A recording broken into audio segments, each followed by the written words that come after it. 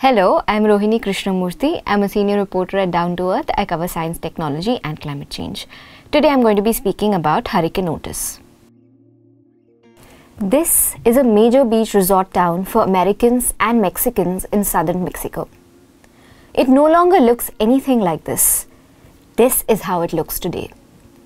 On October 25, 2023, a Category 5 storm hit this beach town of Acapulco, Mexico, with winds topping 266 km per hour.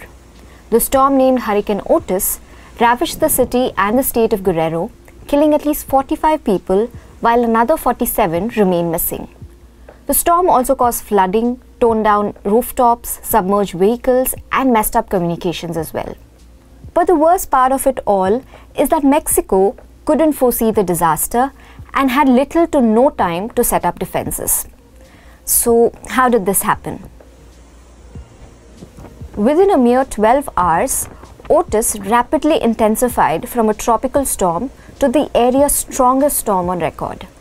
The wind speed of Otis also soared by 185 km per hour in just 24 hours, making it the second fastest intensifying hurricane in recent history. This sudden increase in storms is termed rapid intensification, a phenomenon that is getting more common in specific global regions. Rapid intensification is defined as an increase in maximum sustained speeds of at least 55 km per hour in 24 hours. As per various reports, the warming planet is directly contributing to more intense and erratic storms. As the ocean surface experiences unprecedented warming, it also intensifies the formation of hurricanes. For context, Hurricane Otis encountered water surfaces as warm as 31 degrees Celsius right before its devastating encounter with Mexico.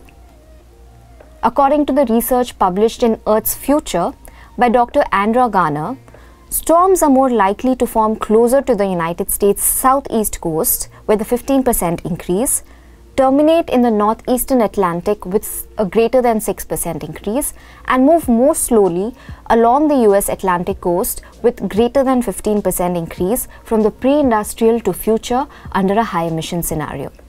Also, from the pre-industrial era to 2100 under a high emission scenario, US East Coast cities see reduced tropical cyclone warning times and longer duration. The longest-lived tropical storms are predicted to be twice as long as storms today. The research further indicated a direct link between global warming and the emergence of fiercer storms. Authorities stated that more than 220,000 homes and 80% of the resort city has been affected.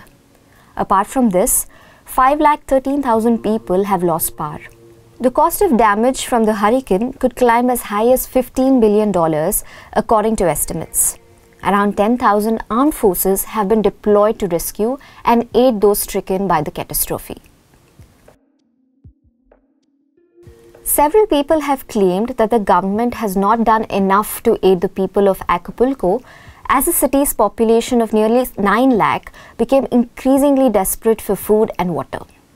Meanwhile, Mexico President Andres Manuel Lopez Obrador accused his critics of trying to capitalize the situation just ahead of the presidential election. As climate change warms the surface of the oceans, more and more severe hurricanes can be expected in the near future. To know more about the latest developments in science, technology and climate change, head to the Down to Earth channel linked in the description.